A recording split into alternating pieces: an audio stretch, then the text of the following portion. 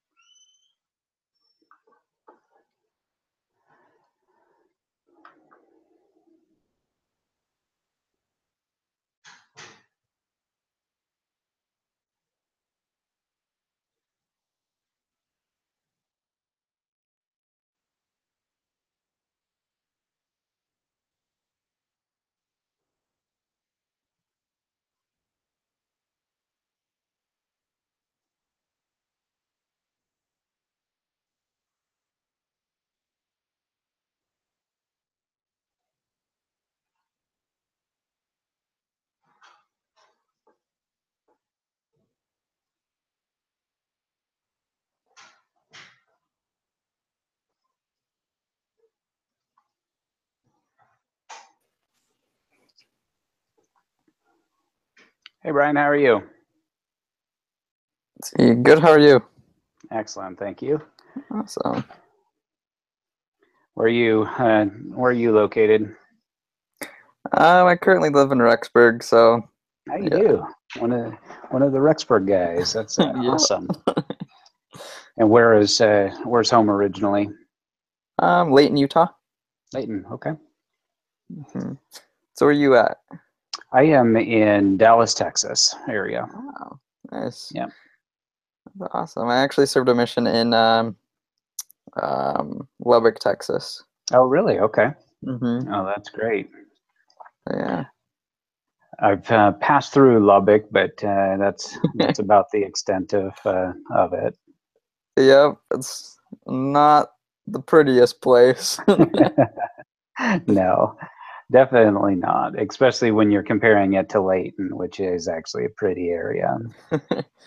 Most times, especially right now, because all the colors are changing, it's really, really pretty. But sometimes it's just, I don't know, a little bit green and then kind of nothing.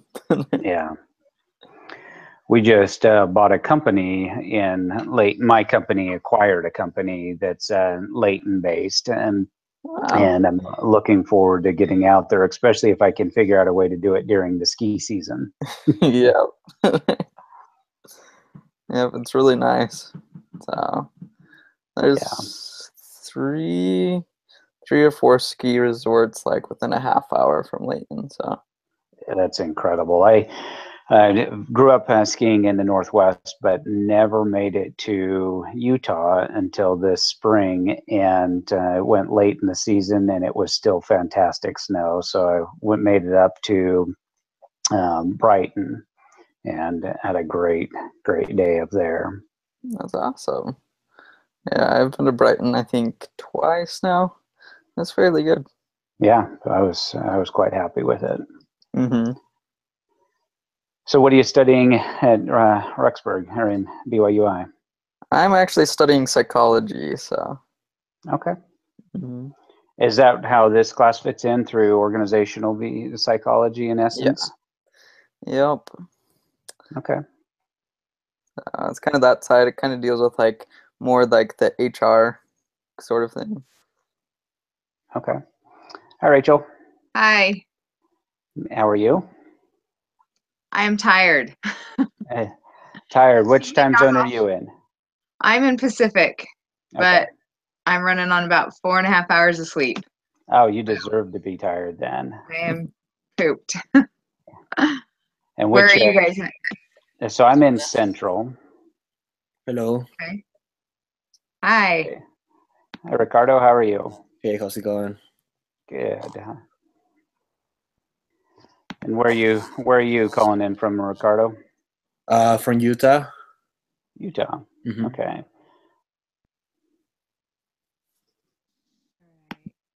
Let's see. Brooks, how are you?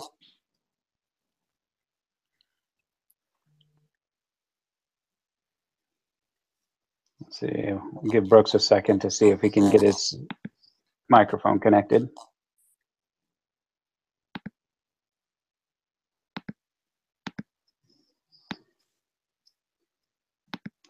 Rachel, which you said you're in Pacific time zone. What part of the country? I'm in Washington. Washington State? Yep. Okay. Which part? I'm in Eastern. I'm outside of Yakima. Okay. I know Yakima. I grew up in Spokane, and so I grew up passing through Yakima quite a bit. My husband just finished his schooling in Spokane, so. Yeah, good deal. Yep. So Brooks, do we have you? Yep, I'm here. Okay, we hear you now. All right, so Ricardo and you, and I think we've had mic check from you as well. You good? You can hear us? And yeah, I can hear you guys. Okay, perfect. All right, so it is a minute after, I think. Is this the full group, just 5 of us? Is that right? I think so. Okay. Well, I think we're good then if we want to get started. So I'm going to wing it, and so let's go through the agenda, and we'll work best we can through this. So, anyone want to volunteer to give the opening prayer?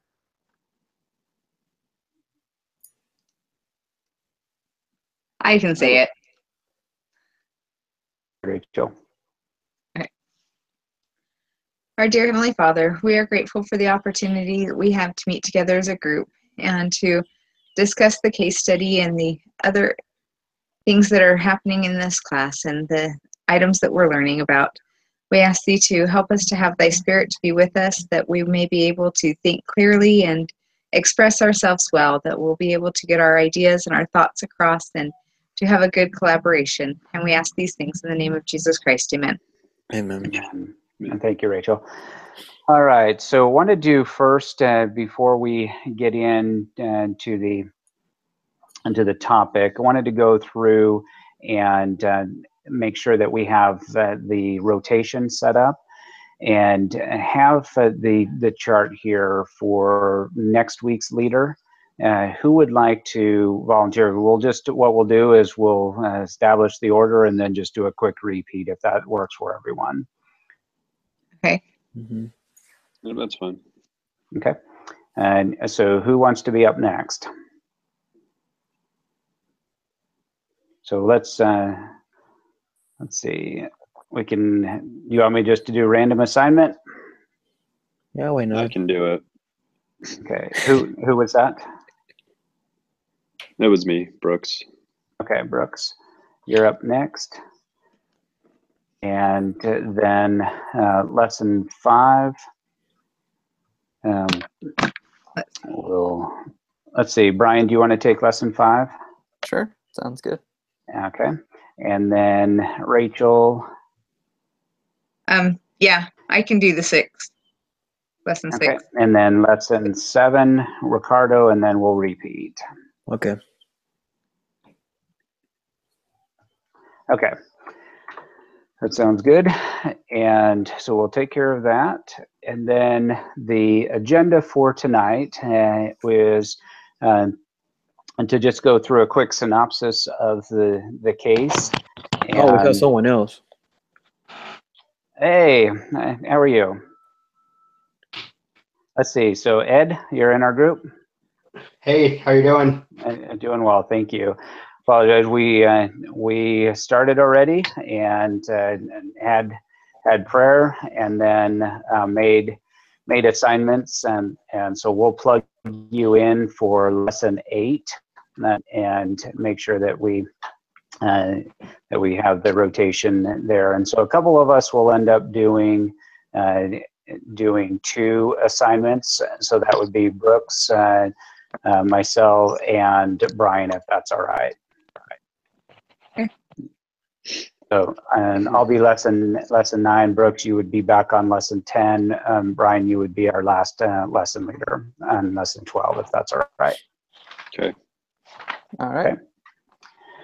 Okay, so quick synopsis of the case study. Anybody want to give a quick overview of the Mary Griffin Derby Foods?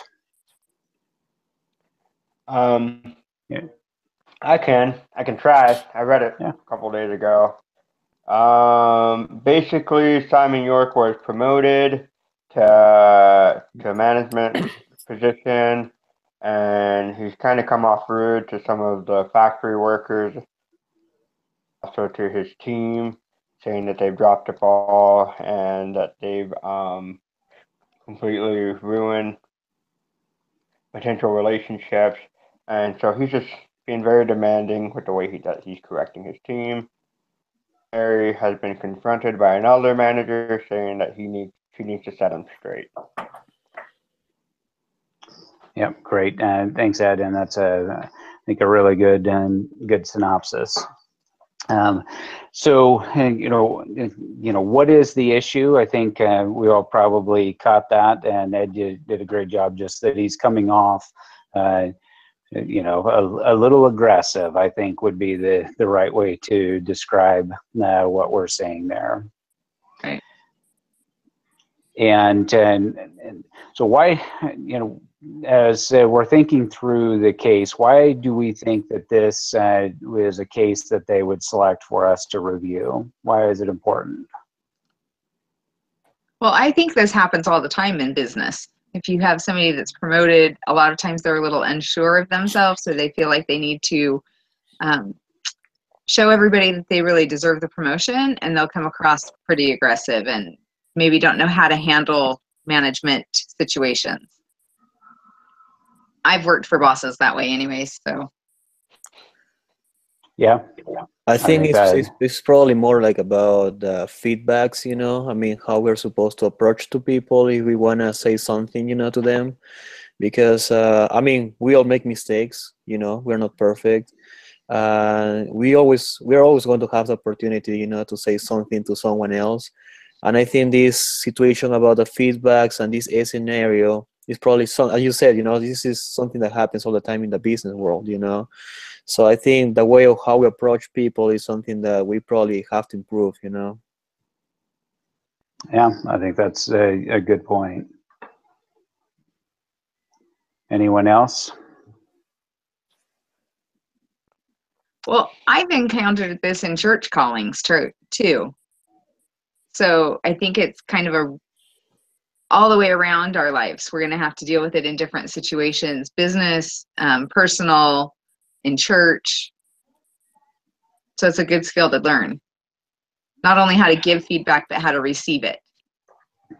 So that's interesting. I've never had that experience in a church calling. I'm not sure how I would come across, how that would come across. I hope I've never been the one offending others, to be honest.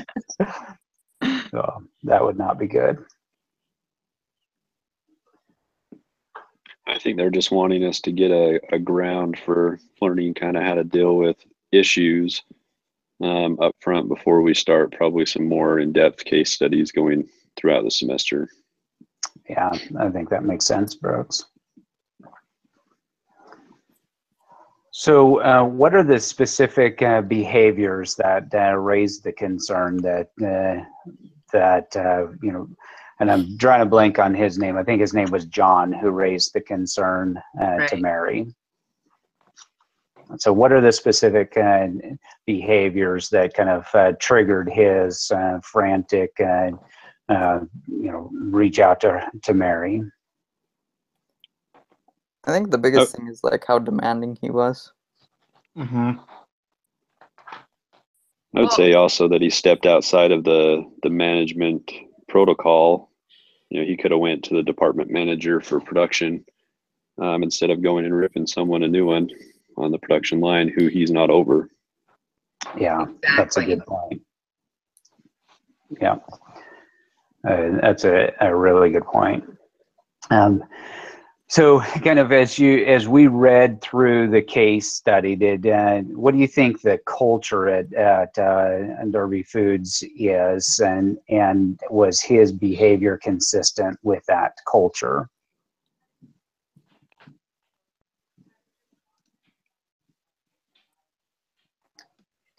I'd say from. Go ahead. I've talked a lot. Go ahead. I was just saying, like, I'd say from the way that they reacted, that it's very common that they were established the trust, and then, like, as he developed his new position, that it became difficult for him to understand what he was supposed to do. So they could have been a little bit better with him and saying, like, you know, maybe have a little bit of a training session before and say, you know, this is what, you know, we expect of you. Yeah, that's a good point. It is interesting, though. It makes it sound like he had been there for some time and should, in my opinion, should have had a pretty good grasp on what the culture demanded, or, you know, what common protocol perhaps is in a situation like that. At least that's how I read it. Anyone else read it that way? Yeah, I felt like he should. Yeah. Go ahead. No, you're fine. There's just enough of a lag here. I felt like he should at least know kind of the chain of command. So that shouldn't have been an issue. He should have known to go to the department head. Yeah. Ed, did you have something you were going to add? I really can't even remember like, what was our vibe, but if he'd been there for a while. I felt like he'd been there for a while.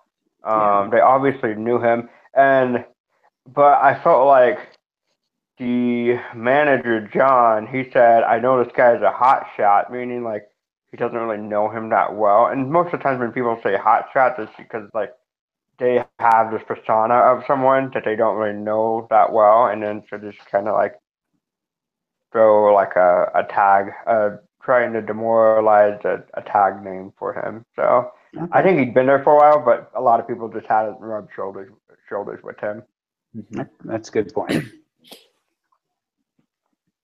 I think he knew the culture, but I think he could have been more or less taking like a power grab as well to kind of institute his new authority. Because from reading his point of view, he thought he was saving the company. You know what I mean? So, right. Yeah, that's a good point. He, from his point of view, he really thought that he was killing it and dragging it home, and that he was being called in to kind of get a high five and you know, and some encouragement. So I think that's a really good point, Brooks.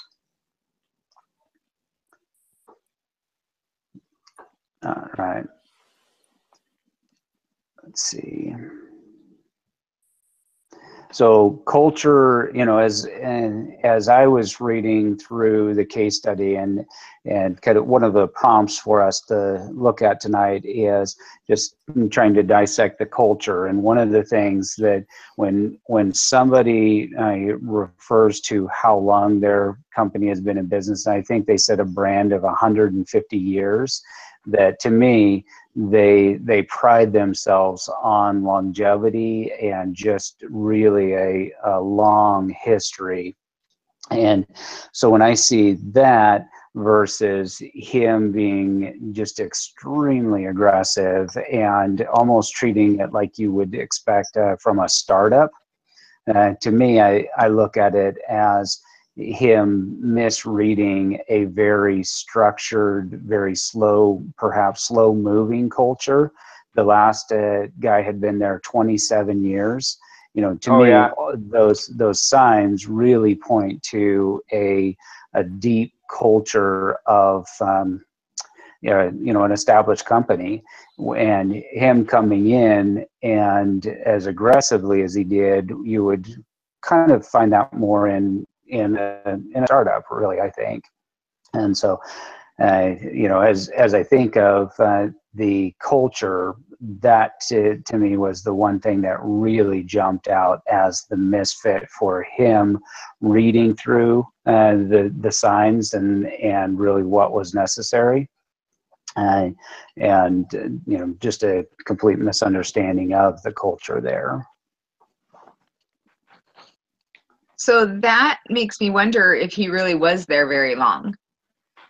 Maybe he was hired in as the assistant and hadn't been there for years. When I read it initially, I thought he'd probably worked his way kind of up and had been there for several years, or at least, 2 or 3 years, but maybe not. Maybe he was hired in as an assistant and had only been there for a year or year and a half and was still kind of feeling his way around. That's a kind of a different way to look at it.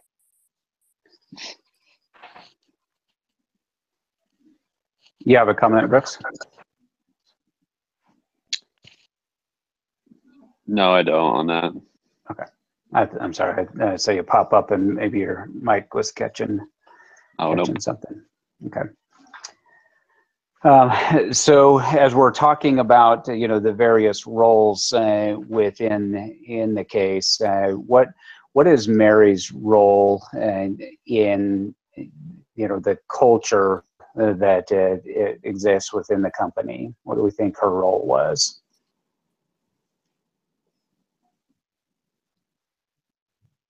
It sounds like she wanted to hire tiered managers. Sounds like she's a manager of that guy, of those 2 supervisors.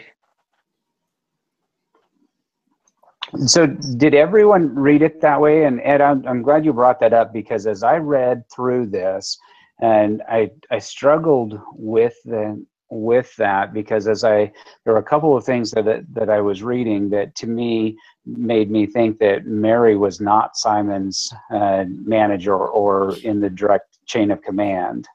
Did anyone else think that? So in the very top part of the paragraph, it says that she was the vice president. Yeah, exactly. Vice president of product. And then he was recently promoted as brand manager, which brand manager, if they're a standard organization, brand manager would report up through the marketing department.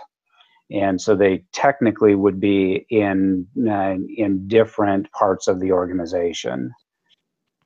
Did anybody catch that or think that same way? I guess it's not a catch because I don't know if I'm right. Well, the fact that she's going to call him in and talk to him, that she's going to call Simon in and talk to him, would tell me that she must be in his chain of command someplace, because otherwise she would go to his supervisor and have his supervisor address it. Because if he's not in her chain of command and she calls him in to have this discussion, then she's kind of doing the same thing that he has done, and she's overstepping her department bounds. Wouldn't you think? It's a good thought. I as I read through it, and I'll tell you that the way that I answered the question was if she were not his immediate supervisor or even in the chain. And I read it that way as I went through, because John, it would make sense, was in her organization, and it would be appropriate for him to come basically to her and say, we've got the hot shot on our hands, and he's an absolute jerk, he's killing us, and you have to step in. And in that situation, depending on how she went about the coaching, it would make a very significant difference, because you're absolutely right, Rachel, that if she called him in and just absolutely ran him through the ringer, then yes, she would be guilty of the same thing. If, however, she brought him in and I've used the kind of the butt sandwich technique, where you layer it on with first the praise, and then kind of the meat, and then the second part of the bun, and close it up. But if she were using something like that to say, Simon, congratulations on your recent promotion, and I understand why you're the man for the job, because I've watched as you carefully worked with the last brand manager and influenced there and helped and make some progress, and then lead into as a peer, here is just an observation that I wanted to share with you. And in my recommendation, I recommended a book called the First 90 Days, and I think it Brian, it was you who mentioned that he may just have kind of misread what his role was or how he should go about it.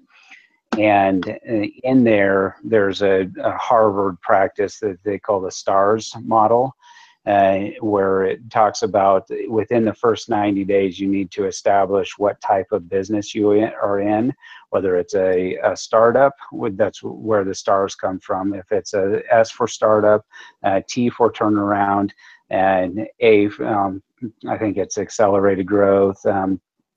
But there's one in there that is long-term, where it's just a long-term running business, and it just is staying the core. And I really feel like that's where this business was, and probably should have followed that. So anyway, that I know I'm talking too much, and I'll stop. But as I was reading through it, that was my thought process, was that she was being asked to intervene because of how aggressive he was being with her team, and she has the influence to be able to talk to somebody, as long as it's not an absolute ream session. I guess it would really just depend on the business. Yeah.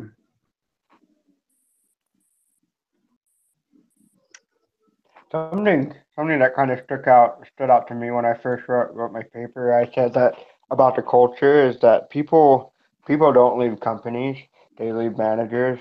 That's something one of our area managers says. Like, we have lots of benefits, 401k. Like, if someone's wife has a baby, the husband gets a month off of work. So anytime employees started leaving, it's because of a manager, not of a company. And I kind of find that that's what John was kind of scared about, which is why he approached Mary. Mm-hmm. Yeah. Kind of fighting against that culture of, the respect in between the employees.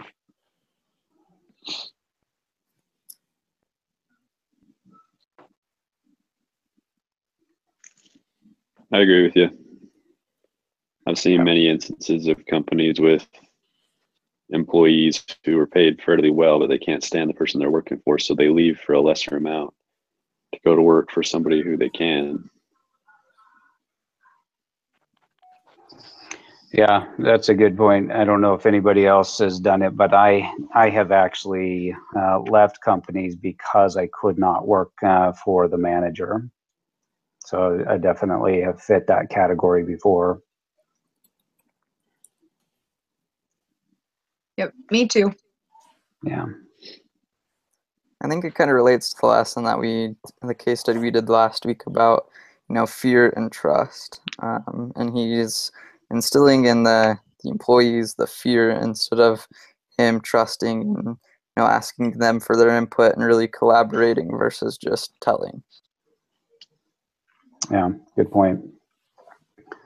So did everyone write their responses as if Mary was Simon's manager or within his organization? I did. I did too. Excellent. All right. I just assumed they'd run it up the chain of command if there was an issue. She would bring it to his manager's attention. Right. Okay. That's fair. Yep. Yep, that is fair. I just have never seen an organization that would be structured that way, and that's why I was like, okay, maybe they're.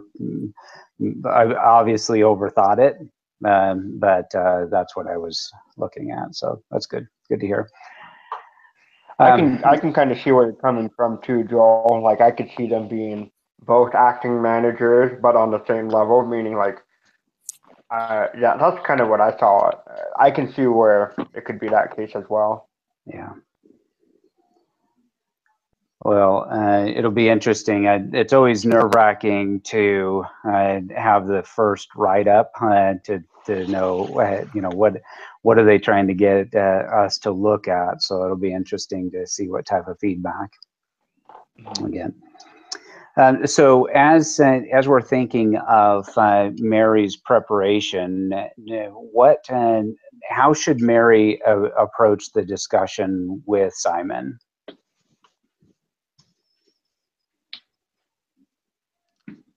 I think kind of what you said, Joel, is kind of compliment him, butter him up. I don't know. That's just the way to do things too. If you're gonna correct someone, do it because you sincerely care about the company, but also treat it as an opportunity to help him see his potential as a leader and his impact, and see it as like a solution instead of a demoralizing conversation.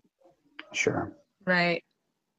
One of the things I got from the coaching workshop that from that presentation was that how important it is to make sure that he knows ahead of time that, or at the beginning of the meeting, right from the beginning, that her intention is not just to chew him out or to reprimand him, but to really coach him and help him become a more effective leader so that he knows what the culture is, he knows what the chain of command is, he knows how to go ahead and approach, because I'm sure that these issues are going to happen, you know, many times. This isn't going to be an isolated incident. And so he needs to know that she really honestly wants him to succeed and she's not out to get him. Yeah, agreed.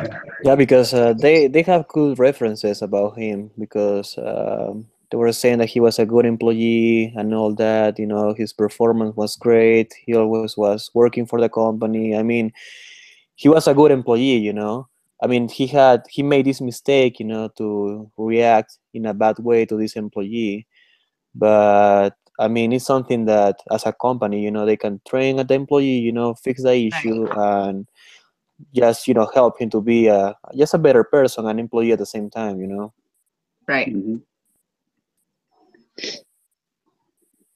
Yeah, great point, Ricardo. I think that, you know, as she goes into that discussion, there, you know, it was clear in my mind that she saw why he was promoted, because he, you know, was able to influence the last brand manager, that he had some good ideas, that they were able to do some things there. And so clearly her being in a position to be able to you know, point out things that he's done well, that she's in that position. So that was probably a good way to start the conversation, is just to make sure that she's not coming just from the negative, but also sees the positive that's and the potential there.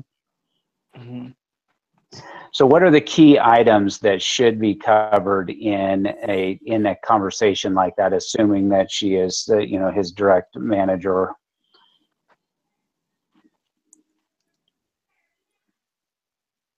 I think performance is something that I mean, I think performance is the first thing, you know, they have to talk about, because I mean, as you said, you know, about a sandwich, you can just go and talk to an employee and go straight, you know, and be like, hey, you know what, I heard about this situation and blah blah blah. I mean, you know, talking about performance a little bit, you know, how things are going, it's probably a good way to start. And then after that, you know, they can probably start talking about the issue and the situation that, you know, he had with the employee. Okay. I think one of the big things I like that approach. Yeah. she's got to cover like the chain of command, who he should have gone to rather than just going down on the production floor. Mm-hmm. Yeah, and maybe that goes, kind of with the next question is how could Mary reinforce what the company culture, and that might be kind of to your point of just needing to reinforce that there's a tried and true method, or a chain of command, or policies and procedures, or something to be able to reinforce that there is a plan for exactly this. There is a method for being able to take care of these problems.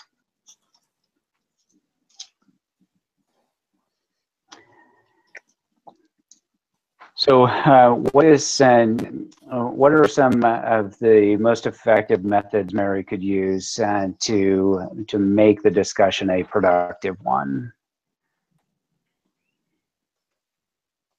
When it comes to productivity, like, she can handle everything correctly, but if there's no change from Simon, then it wasn't productive. It was just a good conversation. So I think asking him what he thinks would be a good solution and what he can do to earn the trust and the respect of everyone there. And so just have him commit to something that he comes up with, that he can do. And I think if he does those things, then that makes it productive. And in order to make it productive, we got to follow up. So commitment and follow up. I think it'll really benefit all of them if she hears his side of it. I mean, when we read the case study, his viewpoint was very different from what John had and from what Mary was being presented. So if she will ask him, how he saw the situation or how he feels like things are going, and let him express his concern about quality and those other concerns, then she'll know a little bit more how to address those situations with him and how to coach him through making the changes that need to be made. Yeah, I really like that point. And I don't know, did anybody, or actually, I think we've all read through this part of the book, but when Stephen is talking about taking over Franklin and merging with Quest, and the groups that he said that he could not establish his own credibility until they knew that he was listening to their concerns. And so Right. I think that makes perfect sense, is to really to be able to have Simon describe the situation and the events really would be an important part of that discussion. Absolutely. I also thought it was kind of interesting in the coaching feedback, and I have to admit, as a manager, it's not something that I personally have done, but where they said to write it down first. I thought that was interesting feedback. And I don't know, has anybody been in a situation where they've had to do coaching and they wrote it down first? So write down the coaching before you actually talk to them, or write it while you're talking to them before? Yeah, before. In the coaching feedback, if I read it correctly, it was saying that really, in order to be as effective as possible during that coaching meeting, that you should write down what you want to cover, and even to the point of writing down the wording that you want to use. You're not supposed to read from it, but just having gone through that exercise of writing it down to have it as you're going through and keep your thoughts organized, I think is probably the idea behind it. I've done similar things, not from like a manager point of view and coaching, but feedback, definitely giving feedback on coworkers or on situations, because I have a tendency to speak emotionally. And if I don't sit down and lay my thoughts out and look at how my wording may sound, a lot of times what I am trying to express, it doesn't come through correctly unless I have put it down on paper and read it through and tried to look at it from somebody else's point of view. Does that make sense? Okay. That would be helpful for me because I feel like sometimes my words don't spit out correctly, and then I end up saying something mean or on accident, or you end up trying to backtrack. And so I think picking verbiage that would be good. That would be beneficial for me. Right. Yeah, excellent. Anyone else experience with that, writing it down first?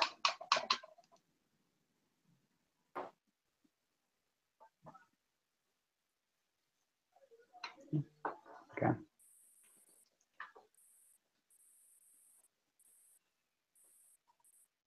Let's see.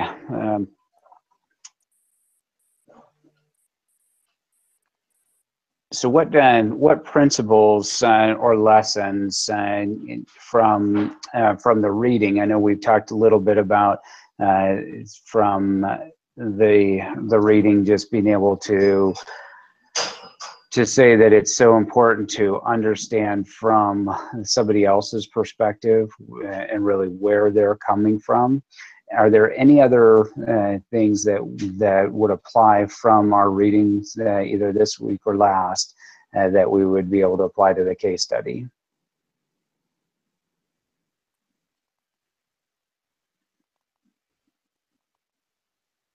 Okay, I feel like I'm doing a lot of talking, guys. I think just that whole trust issue, and maybe it's because I'm going through a similar, not really similar, but kind of a similar situation at work right now. But I can put myself in Simon's team's place. If I had been the person that had made that mistake and had been called out in front of everybody, I'd have a really hard time trusting him in any way. I would have a hard time trusting that I could go in and talk to him about a problem, that I could present any information to him. I mean, I would feel very vulnerable, and it would be a hard situation. So I think he's got to establish that trust, and all of those things that we're reading about in The Speed of Trust, there's pretty much everything that's applying to him or to this situation. Yeah, and another perspective coming from Simon York's perspective is sometimes, like, I feel like we can all say, well, a few of us have mentioned that we have managers like Simon York. And sometimes if you were to come from Simon's perspective, how about trusting the process? Maybe Simon knows what he's talking about and knows, well, I'm not talking about his like negative demeanor towards the team, but his like, man, like you guys need to pick it up. Like there's so much room for improvement. And I have a manager like that, and she gets on my last nerves. But what she does works. Like, I feel like everything she corrects us on, it's annoying and it's rude and it's demoralizing, but it works too. Like whenever we trust what she's talking about and actually do it.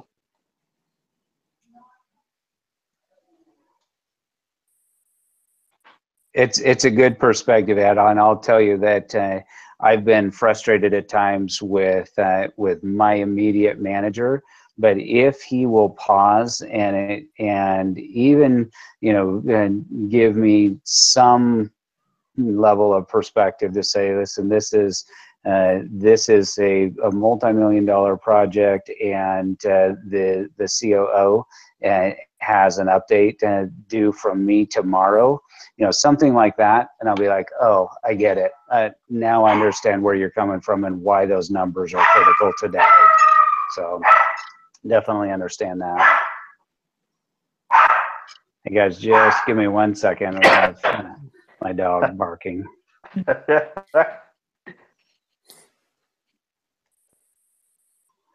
All right, sorry about that. It's all good. Okay. Anyone else on that?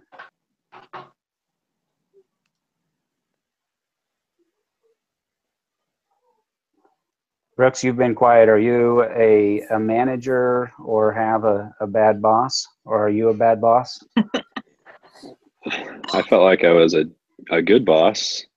Oh, there you go. So I was pretty easy. I'm not a manager now, but I owned an insurance agency for a lot of years. So, yeah, I mean, I was pretty easygoing on the management side of things. I was easy to work for. So how did you become easy to work for? I figured I'd be the person that I'd want to work for. So, and you know, and talent acquisition and retention is huge, and especially here, because I mean, I live in Utah County, so the market here is pretty much booming with technology companies moving in. Keeping people is getting very difficult.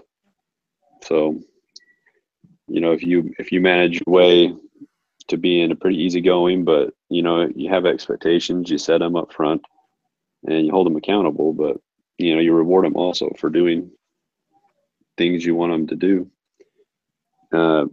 Makes it easier to keep good employees. Yeah. Did you ever have a situation where you had employees that just simply you felt like didn't care?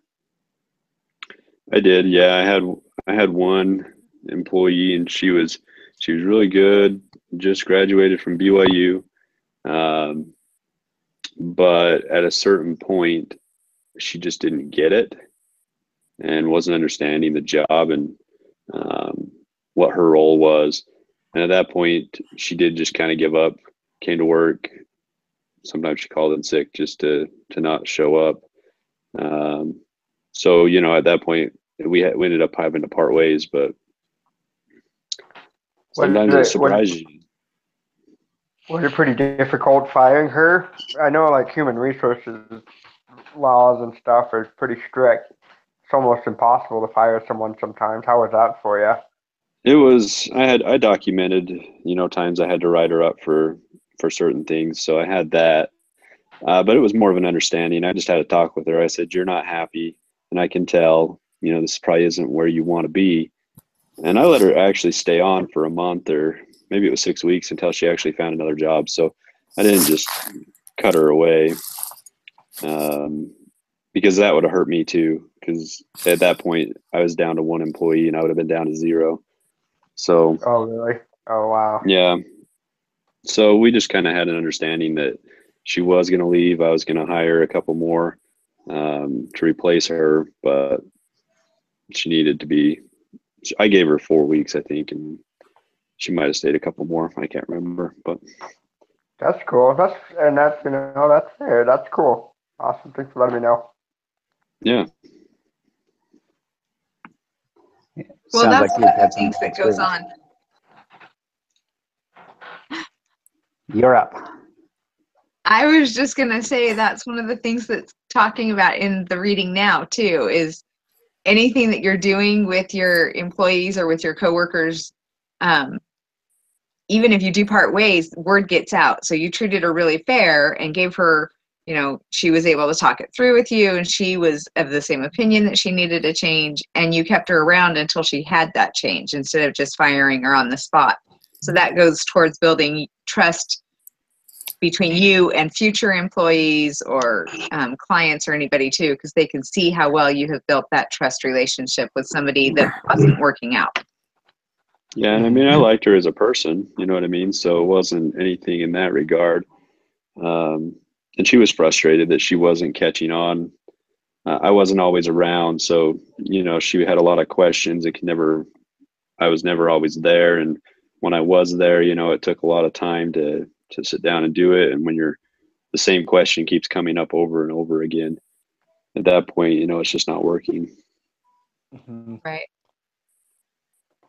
Yeah. And I think if you kind of save yourself, because like you said, you weren't rushed to hire an employee and hire another inadequate employee, and then you're stuck. So at least you got some time to figure out what you're going to do. Yep. So I guess that's where culture of caring comes into play with kind of what we're talking about. The culture is important as well.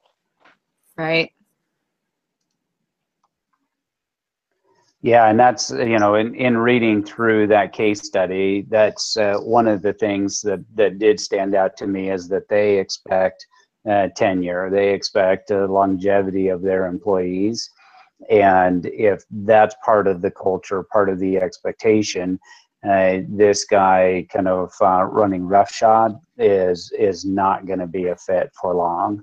And so definitely something that needs immediate attention.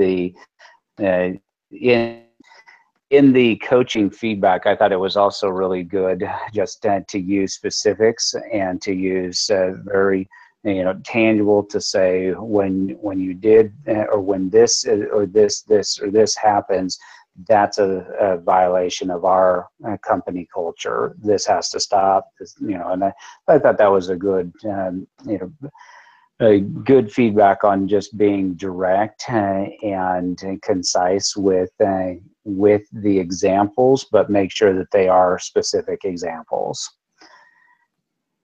So, anything else stand out to you guys this week that we should cover as part of this? I'm a believer that it says that we're supposed to meet for an hour, but I didn't see anywhere that was a hard, fast rule. So I think if everyone's feeling like we've covered it pretty well, then we'll wrap it up.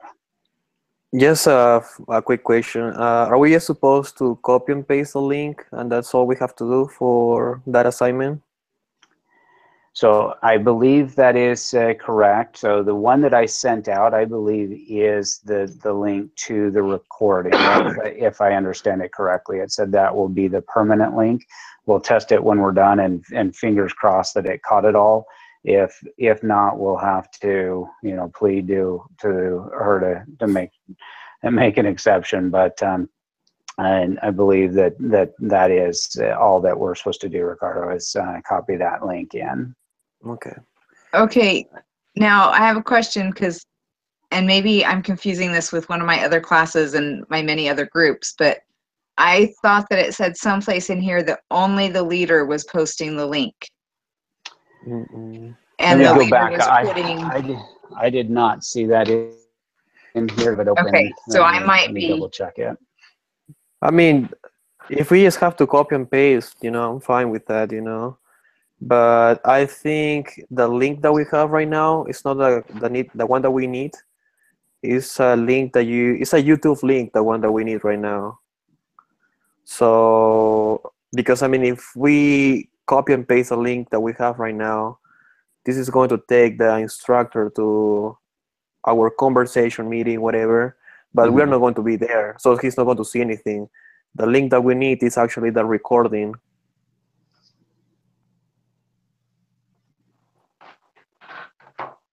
Let me see if I can figure that out then. Yeah, I'm looking to see if I can find...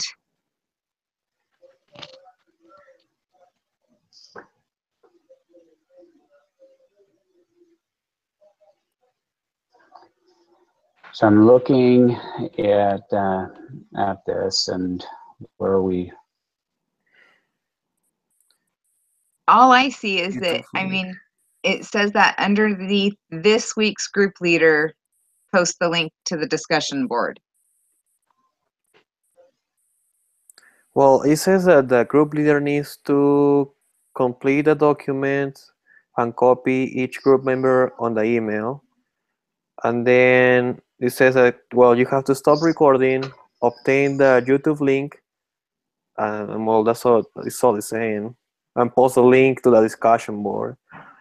To be honest, if you can handle me the link just to copy and paste that, that's fine, because I just want to check that, I don't want to have any pendings.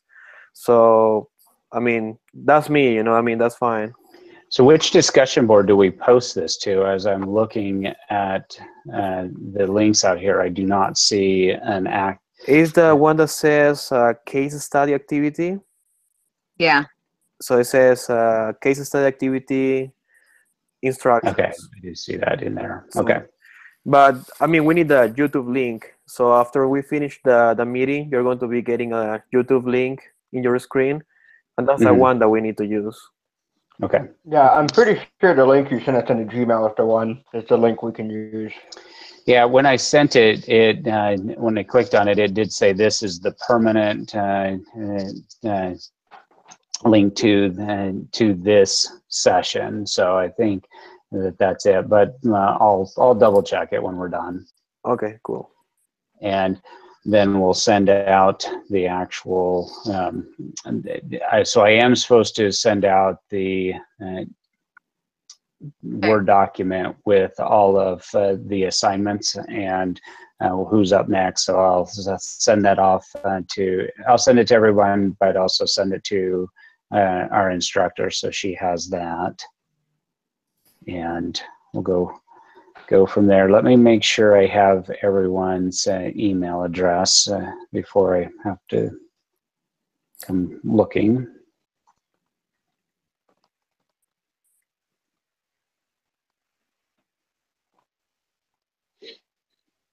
So did everyone receive an email tonight from me? Mm-hmm. Yeah. Yeah. Mm-hmm. Okay. And I should have everyone's information then to be able to pull it from there. Okay.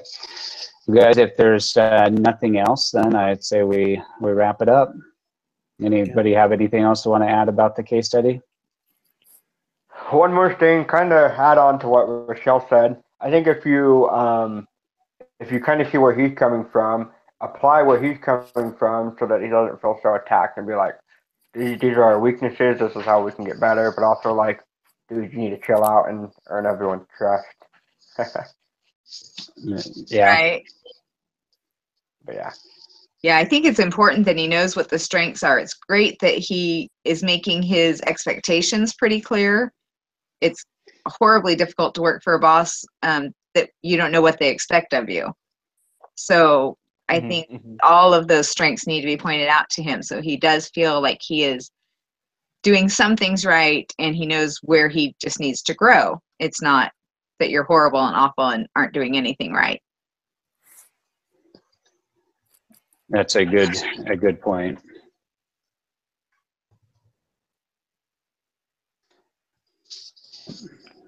All right. We're good? Anything? Yeah. We're good. Mm-hmm. All right. Have a great week, everyone. Okay. All right. Thank Thanks. you, man. Take care. See you guys. Bye.